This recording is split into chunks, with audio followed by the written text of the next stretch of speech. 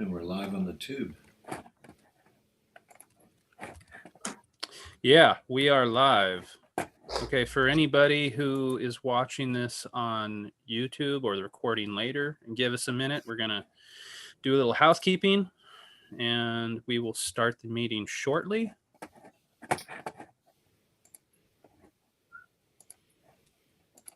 Morning, Don. Hey, morning. Hey, Don. Got my coffee, waking up a little bit late. Nice. It's live on YouTube, so tell them all the details. Well, I found a new series that's kept me up at night. The Stargate Series Sg1, turns out, I really, really love. So I've got 10 seasons of not much sleep. I've been watching some of the old Star Trek episodes from when I was a kid. Man, talk about a blast from the past. Oh, I bet. Never be a red shirt. Yeah. That sentence. Whatever you do, don't wear a red shirt. Okay, so the link is posted to the PSF Telegram channel. We are live on YouTube. Let me just double check our pre-meeting checklist. Yeah, okay. I think we're good to go. We'll go ahead and get this started. I will share my screen to share the agenda. First of all, I really appreciate all you guys making it. It really, yeah, it amazes me every time I do this meeting and there's like more than 2 people here. It feels great to be part of a community. So before we dive into some of the more boring governance stuff, I thought I'd give a couple quick demos just to sort of give a sneak peek of some of the things I've been working on, and because they will directly impact the PSF community.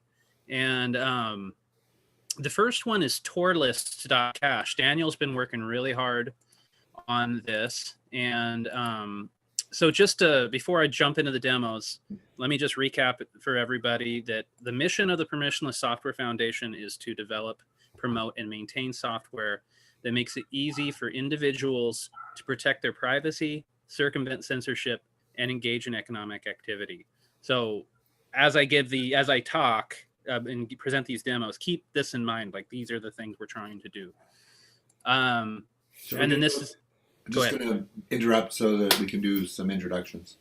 Oh, sure. Yeah, let's start with that. Let's go ahead and go around and do some introductions. I'll start. I'm Chris Troutner. I founded the Permissionless Software Foundation. I also maintain fullstack.cash.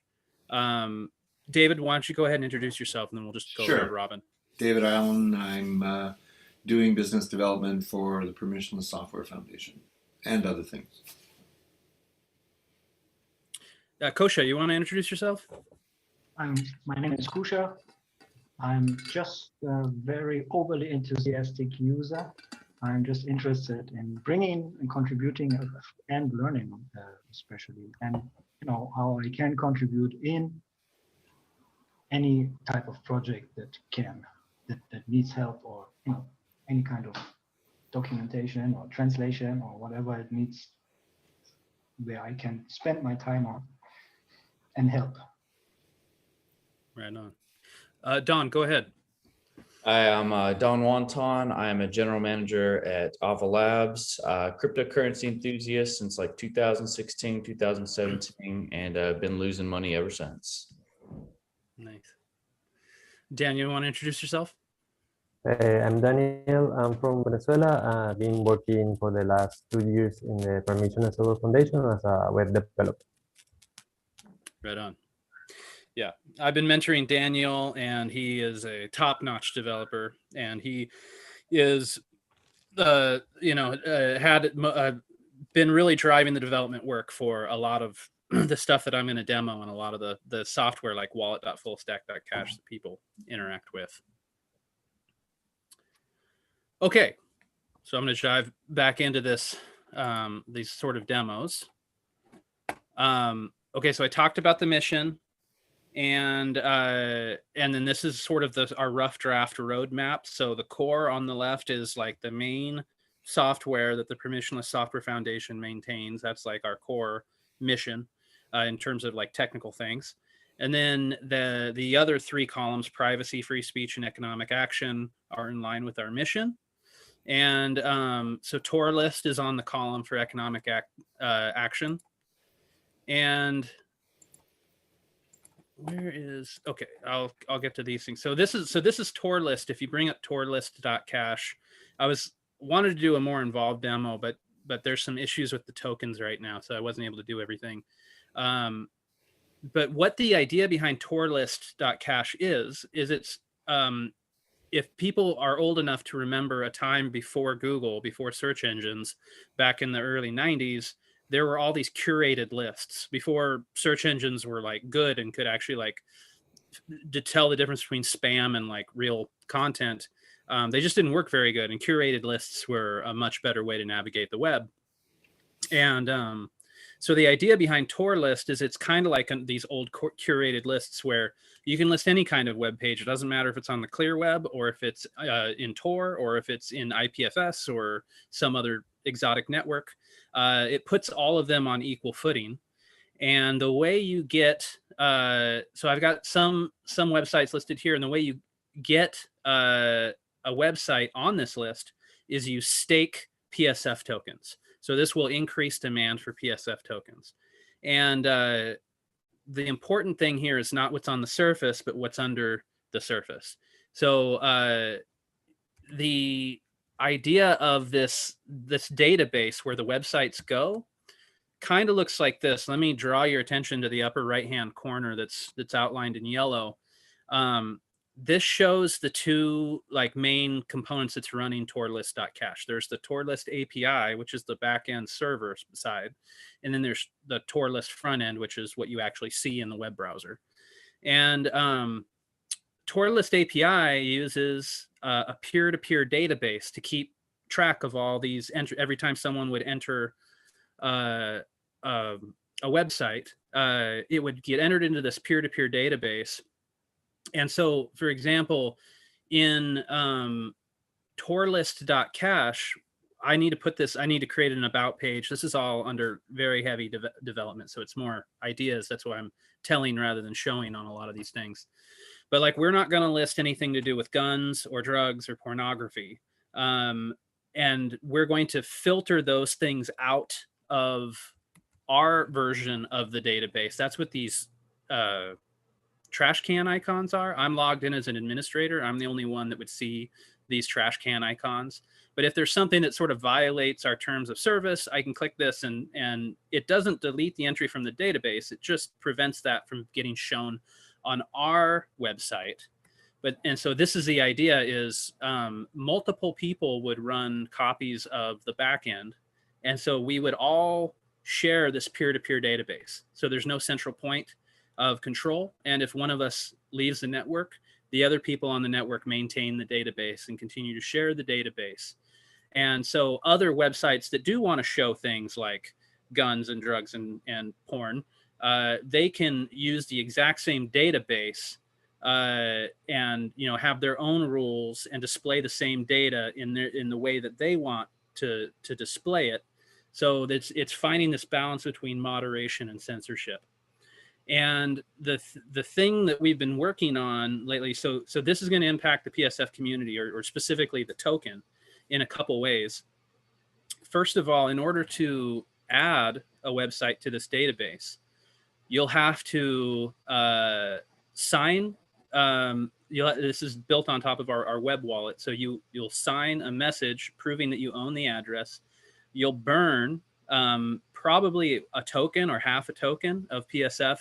And that's how this database gets persisted, is anybody can write to the database, but the only way that you can write to the database is if you burn a PSF token. That's the only way the system will accept a new entry into the database.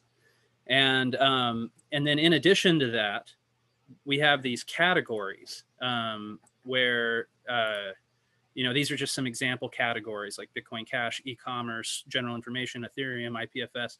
So you would put your website in a category, and the ranking within the category is going to be determined by the number of PSF tokens that you've staked. And so those are just like we do the merit to get into the VIP room. Like, those tokens are always under the control and custody of the user. We don't touch those funds. We can just look and verify that they are there and they have not moved for a certain period of time. And so that period of time, that merit, is how the ranking in the categories will be displayed on our site. But again, this database is peer-to-peer, so anybody who runs their own backend can configure this and display the data however they want. And so the point is it's a censorship-resistant peer-to-peer database for sharing deep web websites. And so that's the idea. And by building this, we can not only prevent censorship and encourage economic activity, this will also increase demand for the PSF token. So that's TorList. I wanted to share that. I want to move on to ipfs-coord library. But does anybody have any questions about what I just presented?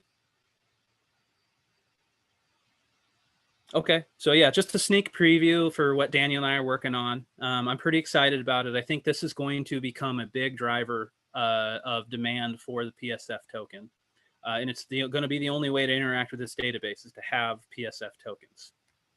One question: is this the only reason you want to burn this token? Is it, or is there another technical obvious reason that I'm not aware of why you need this token burn process? Yeah, so burning tokens is a really important part of our token economy. So when someone pays a subscription at fullstack.cash, they pay Bitcoin Cash. They don't interact with the token at all. But that money, that Bitcoin Cash, goes to burn tokens and take them out of circulation. And so all these sort of ideas that we're developing involve burning tokens. And that solves two problems. The first problem is that the end users in a lot of these examples, like fullstack.cash, they don't need to know about the token in order to interact with it that way. And that's important because it reduces friction from the user experience. The second important reason is that by burning tokens and taking them out of circulation, when we fund new development work, we pay for it by bringing new tokens into creation. So one of the things we're going to talk on the agenda today is the very first funding proposal that's going to finalize tomorrow. And that's to fund infrastructure by minting new tokens and bringing them into existence. So we need to have, in order for the token to maintain its value or increase in value, we need to, over the long term, be taking as many tokens out of circulation as we're bringing into circulation. Good question. Okay, so let me just do one more demo and then we'll get into the meat of the agenda. This IPFS coordination library is something I've been working on. So IPFS stands for the Interplanetary File System. It has properties similar to blockchains, but it is not a blockchain. And this is the library here on GitHub. It's under my personal thing. If anybody wants to like check it out and dig into the README or the code.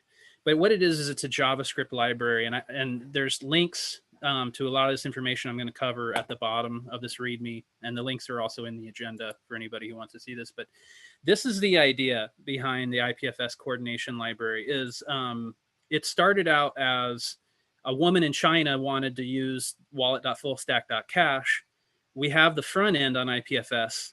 So first of all, the front end and the back end are both blocked in China, and that's not surprising.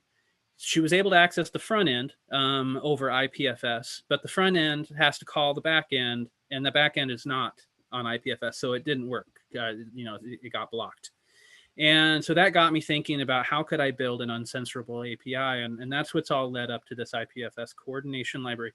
And so what it's become is a very general solution to a very general problem of censorship all over the world. And so the idea is services are on the left. So there's compute, storage, full nodes, indexers, all the services that fullstack.cash offers, but any type of generic computer service, anything that AWS does, serverless, any REST API, any gRPC, anything, any valuable thing that you can pipe over the internet to somebody, that's on the left. And then on the right are the people who want to consume those services. So like the lady in China who wanted to use the wallet. And then the reason why those things get stopped, the reason why the woman in China couldn't use my wallet is because there's firewalls all the way in between. And the big one is the Chinese firewall, which is how the Chinese government prevent their citizens from being able to access most of the internet, like Twitter and Facebook and Google. And what IPFS does is it's really, really good at circumventing firewalls. And I did confirm that this, like, IPFS does work in China. Chinese people have no problem accessing data on the IPFS network. I don't think there is a government on Earth that has the ability to stop IPFS. From what I've been able to discover investigating and researching this. And so the idea is to take you can take any service and sort of pipe it over IPFS and thereby circumvent any attempt at censorship. And one of the big breakthroughs I had just in the last couple of days is I've got it to a point where like a new node, a new computer, whether it's a web page or a server, it doesn't matter. They enter the network and they introduce themselves and they find all the other peers on their network. And I just added end-to-end encryption. So Daniel and I are working on a prototype. So this idea, the simplest implementation of this idea that I can think of is a chat app, just being able to have two people chat in real time. And so we're building an app that will enable that you just bring it up and two people can start chatting, and you can enter a private chat where everything's end-to-end encrypted. So it's a little hand wavy right now. I hope I didn't lose you guys, but this is going to be a big deal because it's such a general solution to such a general problem. And I'm really encouraged by it. It's going to allow, a web wallet you can pull it up and, like, let's say fullstack.cash is down for some reason, or bitcoin.com is down for some reason. Anybody can serve the type of infrastructure needed to run, say, a wallet application, like literally any person on Earth. And your wallet application will be able to find them, pay them, use the service, and have a real smooth user experience. And everything would just happen under the hood. That's like the ultimate goal I'm trying to achieve. It would completely change, like, the concepts around web services and censorship. So I'm pretty fired up about it, if you can't tell. So anyways, I just wanted to start it off with something sort of fun and cool. And so if you guys have any questions, go ahead and ask them. Otherwise, I'll move on to the other agenda items. The only question I have would be, I don't know much about the IPFS, but I would have thought that it has some kind of scaling issues or some kind of drawbacks in the sense of being slow or something, because it is some kind of this decentralized network. Is there something to be done, or is it actually even a significant problem, or is it fixable? Yeah, I mean, the biggest challenge is the paradigm shift. People are used to, like, you load a web page and then everything works. That's the user experience that people are used to. And that's because so much energy is put into this, the normal way where you have a server and you beef up the server. And if there's any sort of scaling issues, it's at the server, not at the client. And IPFS changes that paradigm to where there are no servers. There's just nodes in a fully distributed network. And so the way that translates into user experience is, like, when you load a web page, it does take 15 to 30 seconds for your IPFS node to sort of reach out to the network and find everybody. And in the tests that I've been running, it does take about 10 seconds for the app to find the other, like, nodes in the network. And this used to be much slower. IPFS, or Protocol Labs, which is the company that maintains IPFS, they've done significant improvements. And one of the other, like, risk factors with this technology is that everything's in alpha. The OrbitDB peer-to-peer database is in alpha. Everything to do with IPFS is in alpha. It can and does change frequently with a lot of breaking changes. I mean, it's all good stuff. The trend is positive and it's improved a lot, but it's not mature technology, and they don't advertise it as such. And that's probably why it hasn't, caught on as fast as it could have, or people aren't as excited about it as I am, I guess. But yeah, there's not really a scaling issue. The wonderful thing about IPFS is that the more people who use it actually improves the scalability, because now there's more nodes that can pass messages around. And so it has the opposite effect of what we're used to in normal internet land, where as you add users, you have scaling issues. In IPFS world, it's the opposite. As you add users, all your scaling issues drop away. Yeah, I mean, the users give the throughput themselves. Right. Yeah, exactly. The better my connection and my computer in general over the years, the better probably the throughput of the whole network as well. So you're saying it could even be faster than those 10 seconds that are already, and which is also not a big problem for an emergency tool. It's like, Yeah. the Swiss knife, it's not the sharpest knife, but it's better than no knife. And probably you can use it, it's very helpful to have it. So sounds very interesting. It sounds also, I'm trying to find a word for it. It's, it's decentralized technology, but it's also something like emergency secession technology or something. It is. Yeah. I love that analogy. I'm gonna steal that analogy, by the way, of the Swiss Army knife, because yeah, the idea here is like what I envision, like ultimately what I'd like to achieve with this is like wallet.fullstack.cash. When it loads, it would load fast and just work the way it does now. But in situations like the woman in China, it would have like a decentralized mode where you could go into, say, the configuration view and be like, use decentralized mode. And then you'd have like a 10 or 30 second period where it's like finding all the nodes, but then a person in China can use the app and the government can't stop them. So that's the goal. Similar to VPN or something like that. It is, yeah. On your VPN, so you can use that stuff. Except on the fly, and the user doesn't need to do anything. But yeah, same idea as a VPN.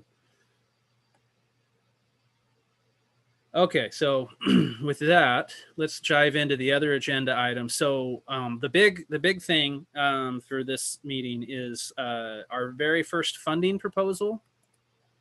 So to recap on what brought us here, we had a VIP meeting at the beginning of this month, and all the VIP members, one of the big takeaways from that meeting was that people really liked the airdrop and the token voting. That was one of the things that really attracted people to the PSF, how we did that in the past. And it's really engaging, and people really liked it. And it had this advantage, by doing this sort of airdrop voting, people can participate without having to divulge their identity. And that was really attractive to a lot of people. So we kicked it off with this new voting thing. The tokens were airdropped on, let's see, it's the 24th. They were airdropped on the 11th. And so the votes will be tallied on the 25th. In fact, I think that's captured. Those dates are captured here somewhere. Yeah, right here. So they were airdropped on the 11th, and the votes will be tallied on the 25th. The distributions below, but basically this is to fund our ongoing infrastructure costs. There's a budget. If we look at I added links to these QR codes to the blockchain Explorer. So if we look,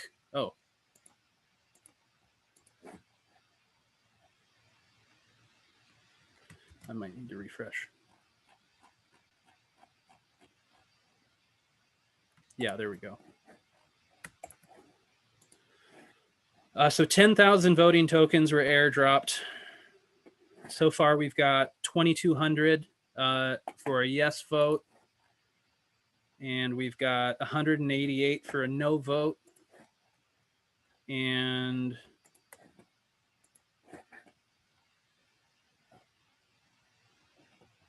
one for abstain. I think that was me. I was just testing it. So yeah, so it looks like it's going to pass. Mechanically, this is working out really well. And what I'd like to do immediately following the tallying of this vote tomorrow is airdrop a second vote. Let me see. I wanted to introduce this new proposal. It's actually 3 proposals in one. It's for staff funding for me, Daniel, and David. And so I wanted to take this opportunity to introduce this new proposal. I'm planning on doing the same thing where we'll airdrop 10,000 voting tokens. And yeah, the voting's actually, I'll just show this. If you go to David or Daniel's profile and you go to the voting section, it'll link to this page, which is my proposal. And so this is where you'd actually vote on this page. And this is basically just like the infrastructure proposal. This is just to keep things moving along the way they've been. And so I'm gonna. I think I already announced this in the VIP channel. This is a good time for us to discuss these proposals. We've got 2 weeks. We'll have another opportunity as the community committee meeting to discuss this. But you know, mostly this is for the VIP members to sort of raise any objections, of which there's several here. So this is a good opportunity for that. But also we can take this offline. But basically, the main focus in terms of the funding proposal is that you know, we have income and we have outgo, and at the end of the day, those two things need to match. We can sort of borrow from the future by issuing more tokens than we you know than we can pay for immediately, but that's going to eventually catch up with us. And so right now we're pretty much you know, even. We're in the black and we're treading water. And so we have to increase our efforts to bring more clients to fullstack.cash and burn more tokens with apps like TorList and wallet.fullstack.cash. And then we'll have more that we can allocate to future projects. So right now with where everything's at, everything's copacetic. The ends are meeting. We're not issuing more tokens than we can pay for. So we're in a good place, even though we're small. And I think once we get the second proposal out of the way, everything can keep chugging along. All the basic you know, needs are covered, and then we can really start to grow from there and start to explore some of these proposals for you know, more exotic projects. So yeah, I'll just kind of leave it there. Does anybody have any feedback?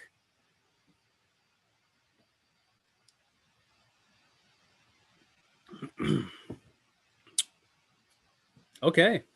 Well, again, like I said, I'll bring this to the VIP Telegram channel, and we can talk about it there. If there's any token holders that you know, have any significant input on this process or don't like what basically what I'm trying to do right now is be sensitive to if I'm stepping out of line or if I'm doing something that somebody objects to. Like, I'm actually a little surprised to see those no votes, even though that's healthy. That's what they're there for.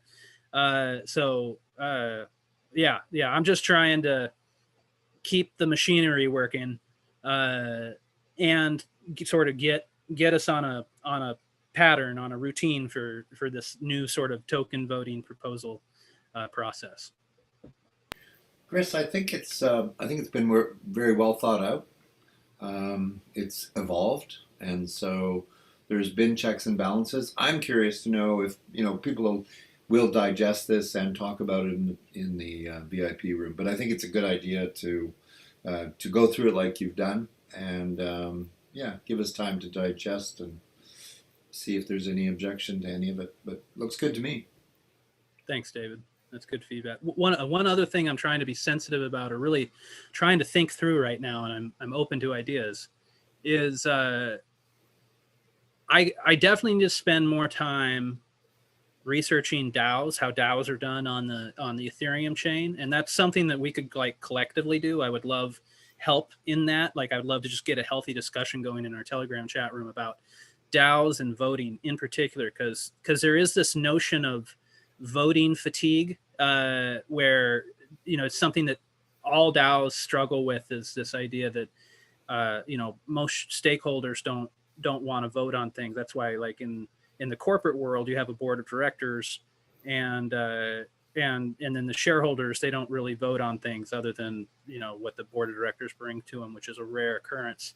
And in this particular scenario, we have our token holders, which is this replacement for a board of directors. So we kind of have both stakeholders and board of directors, like people playing the same role. So we also are going to have to deal with this sort of voting fatigue. And that was the logic for rolling all three of those funding proposals into one vote, just so we can get it out of the way with one vote rather than try and do three separate votes. So again, that's a topic for, we can talk about here, but that's a topic I'm hoping to discuss in the Telegram channel if anybody watching this YouTube video later has input.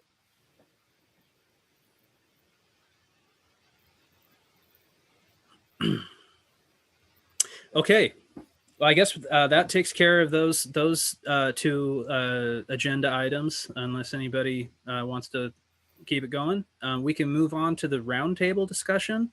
And then Kosha had something that he wanted to bring up around ideas around coordination of economic actors.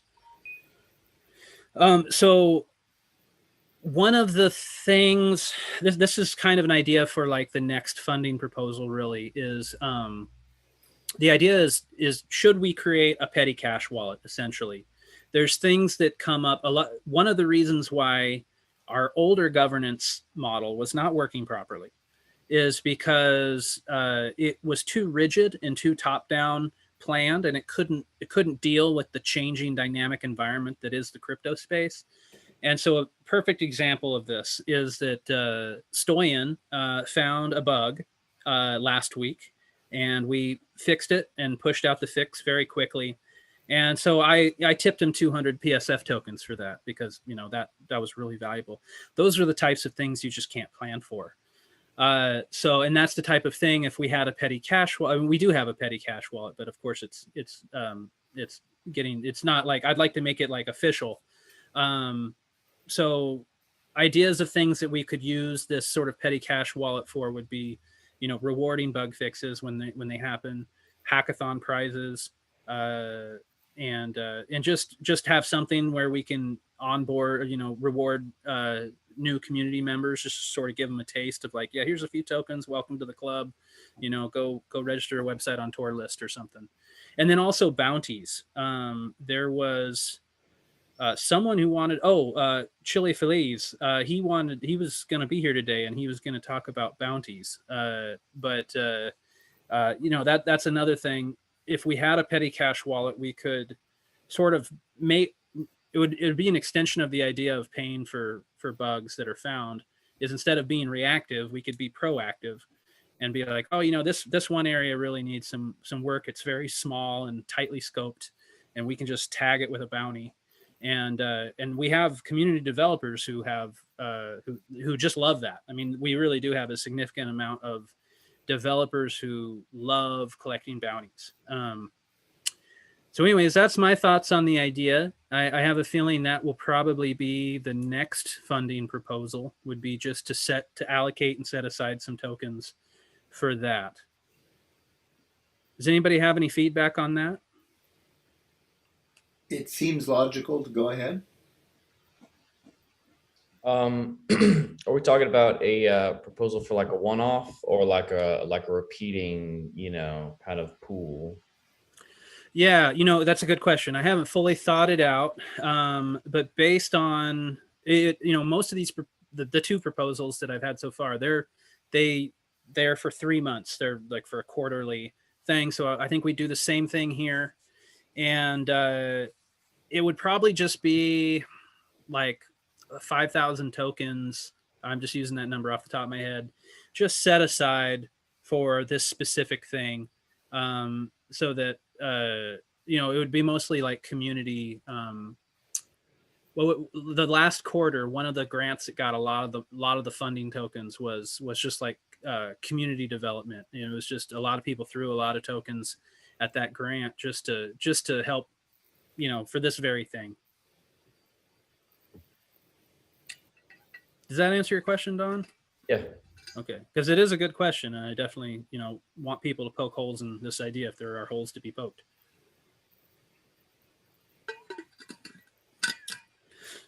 So anyways, that's that idea. That's kind of where I'm going.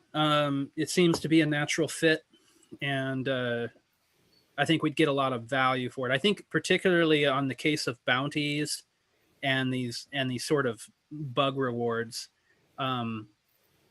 that's like really maximizing the value of our PSF token, because it's hard to put a price on those types of things. I mean, I know the bounties were definitely not paying market prices, and definitely same with the bug bounties, or with the with the bug bounties, where if you were to try and like put a US dollar like price on any given, you know, situation, I guarantee that whatever we pay out in tokens is significantly less than that. So that's one of the, you know, I'm always looking for these low hanging fruits of how we can get the most mileage out of our token, and I think this is a good one for that.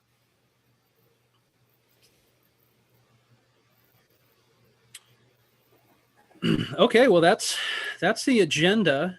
Kosh, you had a few things you wanted to talk about. Why don't you go ahead?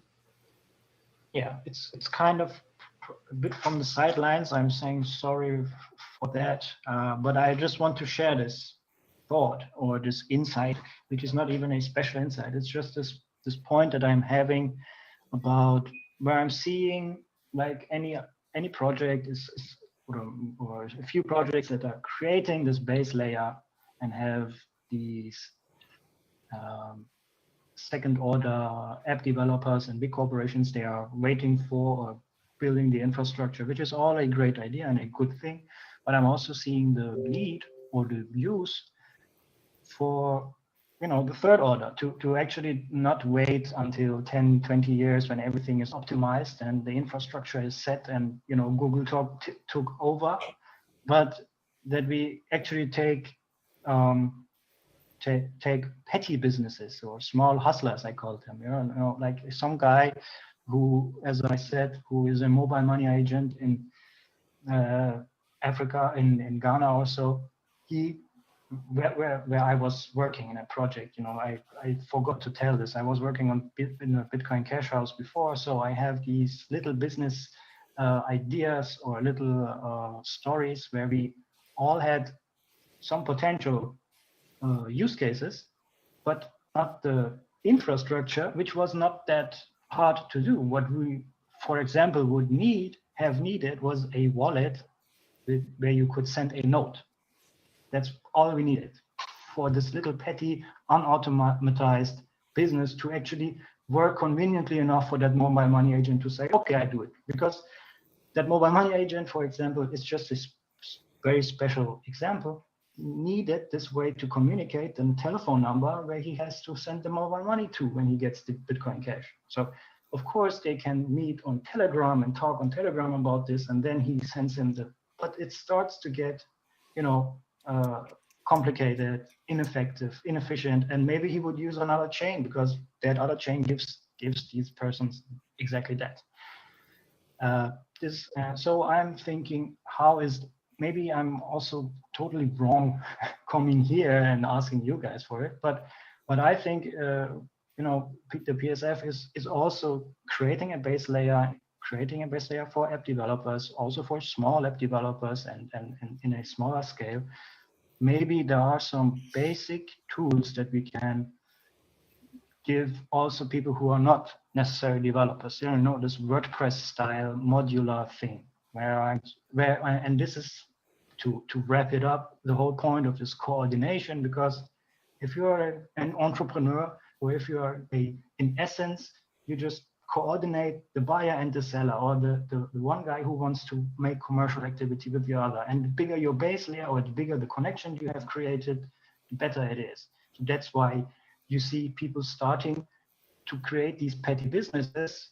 Instead of creating their own online shop, they just go to Facebook and create a Facebook group. So we sell electronic goods in Uganda, and we had set up a online shop and all this infrastructure. It's not much, but for someone who doesn't develop, it's a lot of hustle. And at the end, we didn't use it. We just went to Facebook, where we have a bigger group of more interested people who are more willing to buy from that site and buy our goods instead of going to our online shop.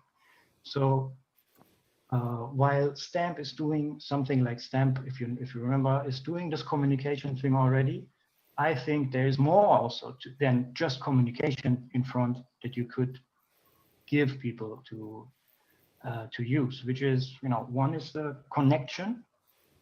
Then, the connection would be the base layer. Everyone who uses BCH and has he can use this service. It would be great, like the swap protocol. If every wallet for BCH automatically has this swap feature in it, wow, great! You have a giant order book bigger than Binance. Okay, so that's one thing, connection. Then there's communication. These people have to be able to communicate, and so that they easily can make their deals, not just sending money, but sending money with a note, as I said before, for example. And third, what I'm adding now is that, the last point, which maybe even just like the little bit on top, is the locating, being able to actually say like, hey, we have this with Bitcoin maps and stuff. We have merchants, but these are just the merchants and shops. I think there's also a good way to be able to actually tell everybody else, I'm here if you need me to do this and that, or I sell this here, or we can make this deal here, for any deal that needs physical coordination. And coordination that's the word already in coordinates. You tell them here, and then if you have these three things, you have added a very efficient flow of coordination. So I think that's all I wanted to say. So. Yeah, that's a really concise way to think about it, of connection, communication, and coordination. Yeah, thank you, Kosha. That's exactly what we're trying to do. That's what we're trying to work up to, is solve each layer and then build on top of each layer. What do you guys think? Do you have any thoughts on what Kosha just said?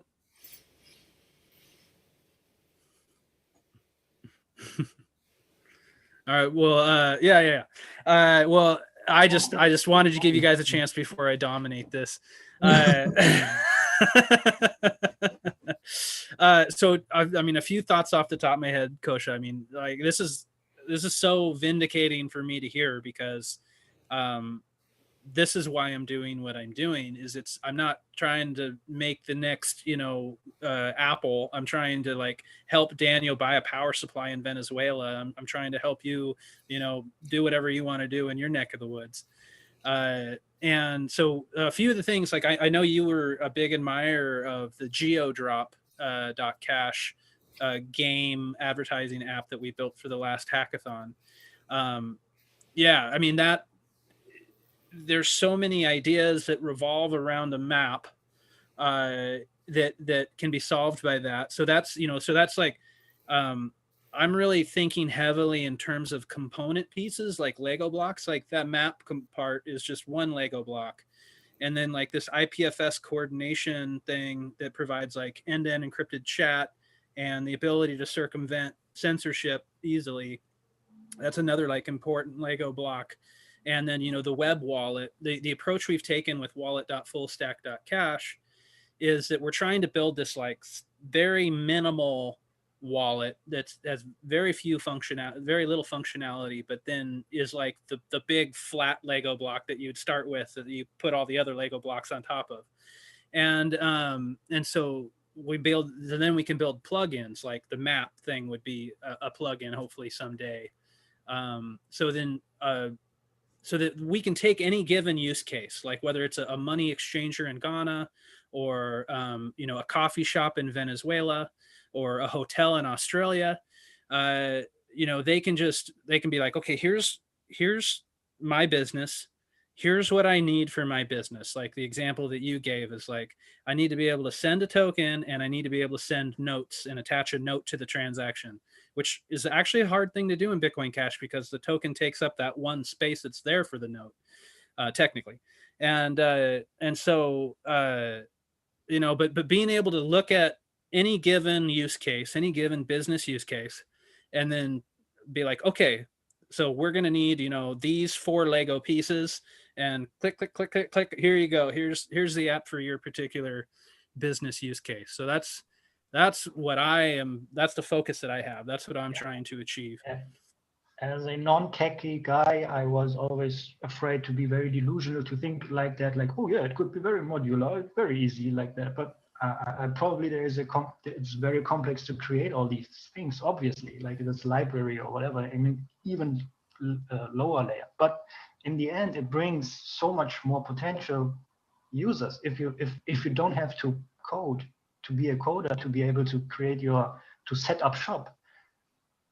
Or if you're not at least dependent on a coder to set up your shop, then you have like potential millions of people who might be creating commercial activity. They might fail or not, but they wouldn't even come if you wouldn't have it.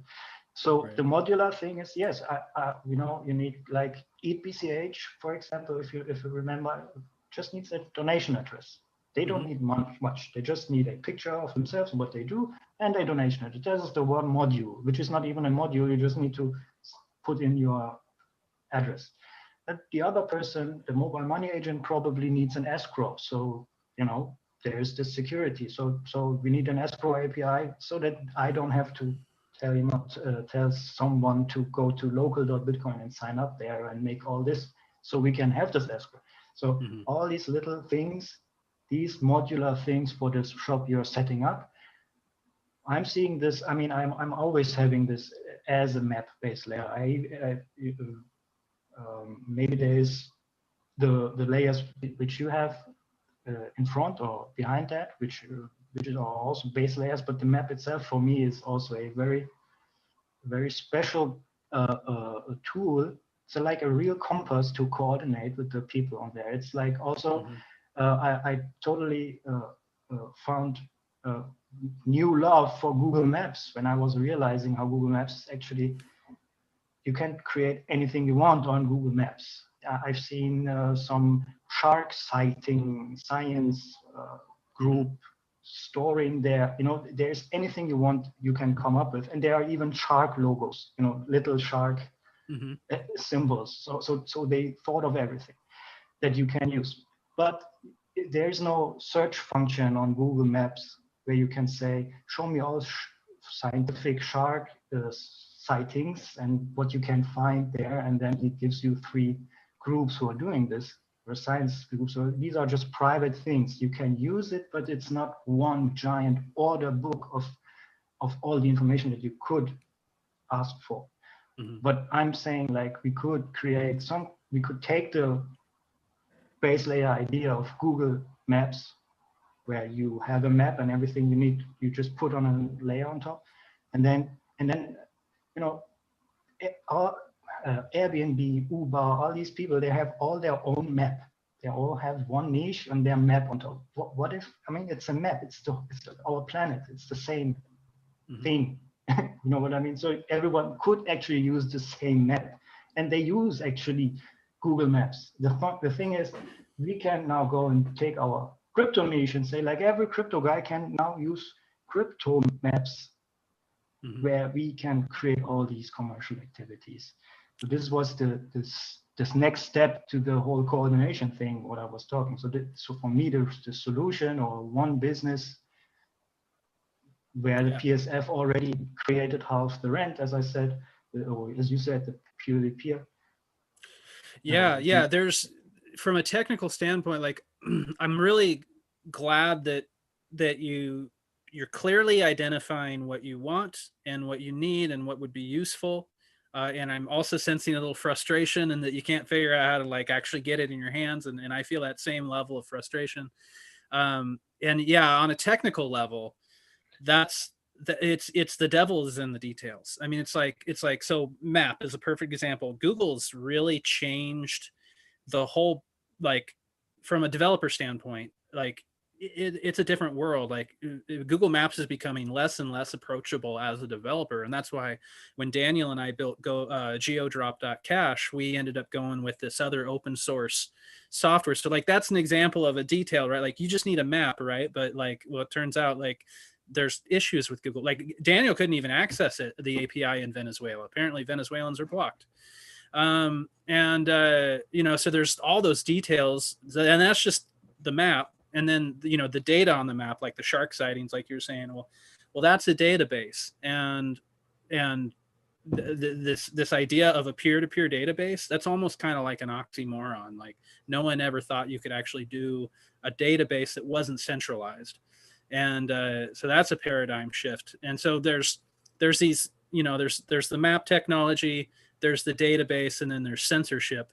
And these are all just details that, like, when you finally, you're envisioning the final product that users would use, and it's this beautiful thing.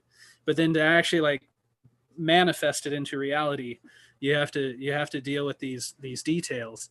And so that's, I mean, I'm really glad to hear that, like, you have a clear, you can clearly see what is needed.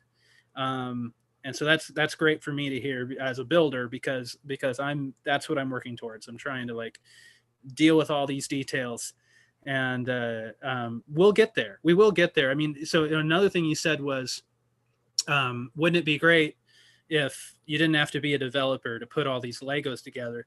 I don't think we'll ever get there, but what we can do is make it easy enough so that just normal developers with no crypto experience can pick up these Lego blocks and put them together. So you still have to have some level of technical expertise.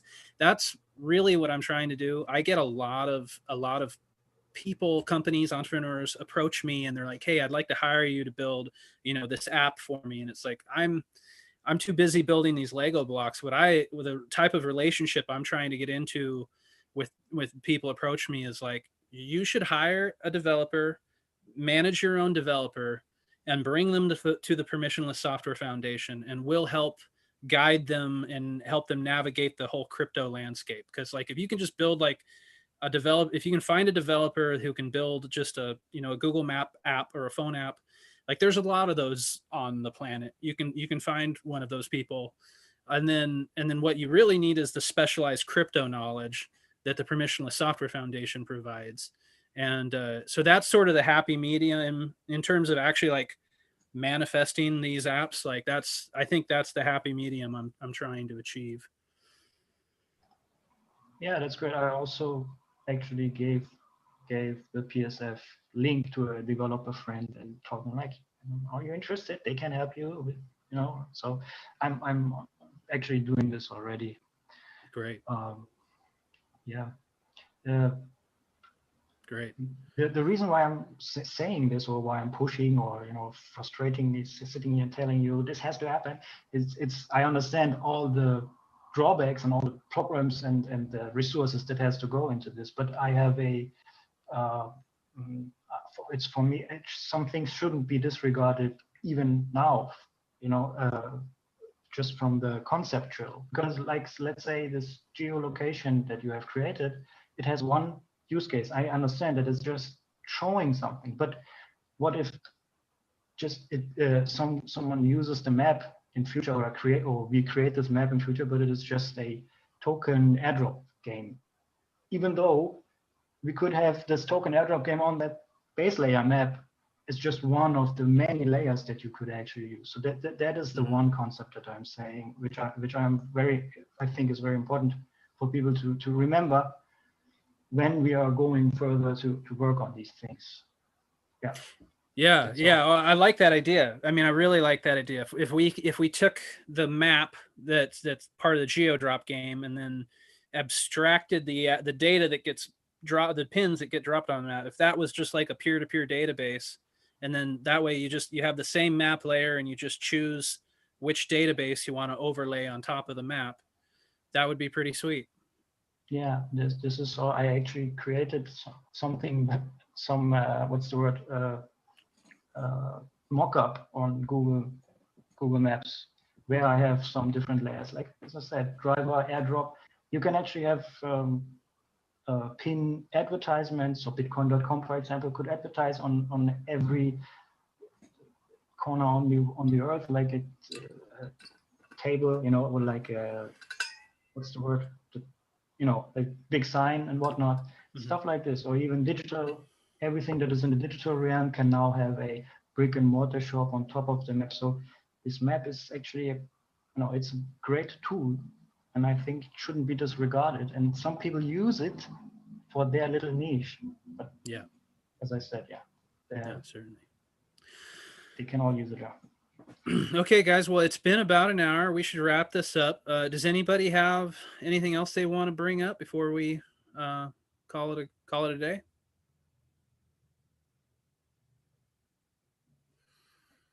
Okay. All right. Well, Kosha, I really appreciate your input. Yeah, that was very helpful for me to hear that. I think we're in a good place in terms of this community and the voting process. Again, I encourage anybody who watches this YouTube video, the recording later, to jump on our Telegram channel. I'll put a link to the Telegram channel in the show notes. And yeah, if you have any thoughts on DAO, this sort of DAO voting fatigue issue that we might be running into, want to hear that. Any feedback from the VIP members on the proposals, I want to hear that. Yeah. I think we can call it a day unless anybody has anything else. Right on. All right. Well, cheers, guys. Really appreciate you attending. It's always the more is better, like to a point. We're not near that point yet. So really appreciate you guys taking the time out of your day. All right. Cheers, everybody. I appreciate the time you are taking for doing all of this. Thanks, Kosha. Thank you.